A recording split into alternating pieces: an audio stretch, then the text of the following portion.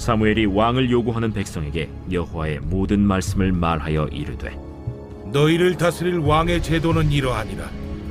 그가 너희 아들들을 데려다가 그의 병거와 말을 어거하게 하리니 그들이 그 병거 앞에서 달릴 것이며 그가 또 너희 아들들을 천부장과 50부장을 삼을 것이며 자기 밭을 갈게 하고 자기 추수를 하게 할 것이며 자기 무기와 병거의 장비도 만들게 할 것이며 그가 또 너희의 딸들을 데려다가 향료 만드는 자와 요리하는 자와 떡 굽는 자로 삼을 것이며 그가 또 너희의 밭과 포도원과 감람원에서 제일 좋은 것을 가져다가 자기의 신하들에게 줄 것이며 그가 또 너희의 곡식과 포도원 소산의 11조를 거두어 자기의 관리와 신하에게 줄 것이며 그가 또 너희의 노비와 가장 아름다운 소년과 나귀들을 끌어다가 자기 일을 시킬 것이며 너희의 양떼 10분의 1을 거두어 가리니 너희가 그의 종이 될 것이라.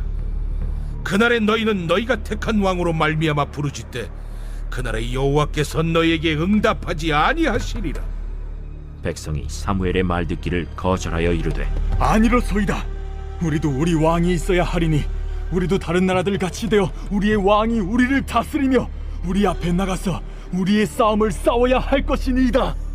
사무엘이 백성의 말을 다 듣고 여호와께 아뢰매 여호와께서 사무엘에게 이르시되 그들의 말을 들어 왕을 세우라. 사무엘이 이스라엘 사람들에게 이르되 너희는 각기 성읍으로 돌아가라 하니라. 예, 오늘 말씀 보시면은요, 여러분이 사무엘이 처음으로 설교했던 그 부분들 기억하실 겁니다. 사무엘상 7장 3절에서 이렇게 얘기했죠. 오직 너희는 마음을 여호와께로 향하여 그만을 섬기라. 하나님만을 섬기라. 그러하면은 블레셋 사람의 손에서 건져내실 것이다. 여러분, 이 블레셋은요, 철기 문화로 무장되어 있습니다. 이스라엘은 청동기 문화예요. 그러니까 낫 같은 거 갖고 싸운 거란 말이죠. 게임이 안 되는 상태입니다. 그러므로 여러분, 우리는 세상을 어떻게 상대해야 됩니까? 처음부터 끝까지 하나님 편에 붙어 있는 거 말고는 답이 없어요. 그래서 이제 첫 메시지도 너희들은 오직 하나님만을 섬기라. 그렇게 말씀한 거거든요. 근데 지금 그런 것을 알면서도 이스라엘 백성들이 결국 인간적인 어떤 왕을 요구하고 있죠. 이랬을 때 사무엘이 억장이 무너졌을 겁니다. 아니, 왕이 있는데, 버젓이 있는데 왕을 세워달라는 거는 반역하는 거 아닙니까? 왕이 있는데 왕을 세워달라면 지금 있는 왕을 끌어내리는 거잖아요. 그러니까 얼마나 그것이 억장이 무너지고 하나님 앞에 죄송했겠습니까? 근데 하나님께서 의외로 그렇게 하라고 합니다. 사무엘에게 그대로 들어줘라 라고 의외의 반응을 보입니다. 하나님은요, 그런 사랑을 갖고 계세요. 나를 배반할 걸 알면서도 이스라엘을 선택하신 것이죠.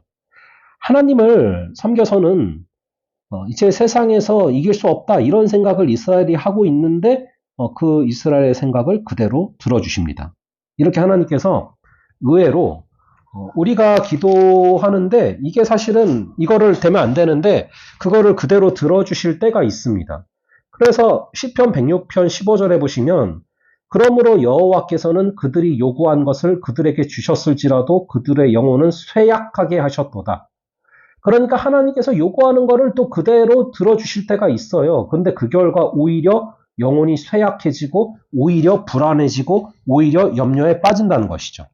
우리도 때로는 기도를 막 해서 그거를 간절히 구해요. 굳이 막 구해요. 그런데 그거를 결국 응답을 해주시는데 응답을 받고 났더니 나중에 축복이 아닌 경우들이 있지 않습니까? 때를 써서 이루어졌는데 오히려 그것이 재앙인 경우들이 있습니다. 여러분, 히스기야가 막 눈물까지 흘려가면서 살려달라고 해가지고 결국 너무 울고 살려달라고 하니까 살려주시잖아요. 근데 그렇게 생명이 연장된 기간 안에 낳게 된 아들이 므낫세인데 므낫세가 시대의 악한 왕이 되잖아요. 차라리 그때 하늘나라 가는 게 낫지 않았을까요? 그런 생각을 해보게 되는 구절들이 많습니다. 로또를 당첨되고 싶다라고 막 기도하는데 그게 당첨됐는데 그게 저주가 되는 경우들이 얼마나 많습니까? 그러니까 여러분, 내 생각을 관철시키려는 기도가 나의 발목을 잡는 경우가 있다라는 것이죠. 그래서 하나님께서는 왕을 그렇게 달라고 하니까 결국에는 그걸 허락을 하십니다. 그러면서 왕이 생기면 어떤 일이 벌어지는가를 쭉 얘기를 해주세요. 11절에 이르되 너희를 다스릴 왕의 제도는 이러하니라 그가 너희 아들들을 데려다가 그의 병거와 말을 어거하게 하리니 그들이 그 병거 앞에 달릴 것이며, 그러니까 너희 자녀들이 다 징집될 거다 말씀하시는 것이죠. 왕이 생기면 수많은 일들이 생기는데 그런 것들을 자세하게 이야기해주고 계세요. 17절에 너희의 양떼의 10분의 1을 다 거두어 갈 거고 너희는 그의 종이 될 거고 그날에 너희가 택한 왕으로 말미암아 부르짖되 그날에 여호와께서 너희에게 응답하지 아니하시리라 라고 말씀하고 있습니다. 그럼 이런 것들을, 이 대가들을 다 알려주실 거면서도 그럼에도 차선책을 구하는데 또 그걸 들어주실 때가 있단 말이죠. 이게 하나님의 사랑입니다. 우리 하나님께서는 사사건건 우리를 제재하지 않으십니다. 믿음을 심어줄 수 있다면 차선책이라도 또 허락을 해주세요. 그래서 온갖 고생 후에 결국에는 돌아서 하나님 아버지 밖에는 진정한 왕이 없다라는 것을 알게 하시는 것이죠. 그래서 결국에는 이스라엘이 메시아를 대망하지 않습니까? 인간 왕들을 경험해 보는데 경험해 봤자 답이 없는 겁니다. 그래서 결국 메시아를 대망하게 하시는 것이죠. 그래서 여러분, 오늘 하루 우리가 살아가면서 정말 하나님의 편에 있지 않으면, 우리가 처음부터 끝까지 하나님 편에 있지 않으면 우리에게는 답이 없다라는 것을 꼭 기억하며 살아갈 수 있기를 바랍니다. 그리고 정말 우리 하나님께서 때로는 그냥 우리가 계속 요구하고 계속 쫄르면은 어떤 것을 허락해 주실 때도 있지만, 그것이 아까 우리가 살펴본 것처럼 오히려 우리의 영혼을 쇠약하게 하는 결과를 가져올 때가 있단 말이죠. 그래서 나의 생각을 관철시키는 것이 아니라 하나님의 나를 향한 뜻이 이루어지기를 기도하며 살아가는 그런 오늘 하루 되기를 간절히 바랍니다. 잠시 기도하겠습니다. 아버지 하나님, 우리 주님께서 이 세상과 정말 철기문화 같은 블레셋과 우리가 청동기로서 이겨야 되는 이스라엘, 이 게임이 안 되는 상태 속에서 우리가 이길 수 있는 방법은 처음부터 끝까지 하나님 편에 있어야 함을 다시금 바라봅니다. 우리가 하나님을 왕으로 섬기며 오직 하나님만을 섬길 수 있는 역사를 허락하여 주시옵소서. 그럼에도 우리 하나님께서 또 차선을 구할 때 결국 그걸 들어주시는 그 과정들, 거기서 하나님의 사랑을 우리가 바라보게 됩니다. 간절히 바라기는 나의 생각을 관철시켜서 억지로 얻어낸 그러한 응답이 결국에는 나의 영혼을 쇠약해 하는 그런 안타까운 우를 범하지 말게 하시고, 나의 생각을 관철하는 것이 아니라 오직 하나님의 말씀에, 하나님의 뜻에 나의 생각을 복종시키는 그런 하루 되게 하여 주시옵소서. 감사드렸고 이 모든 말씀 우리 주 예수 그리스도의 이름으로 기도합니다. 아멘. 예, 그럼 또 다음번에 뵙도록 하겠습니다.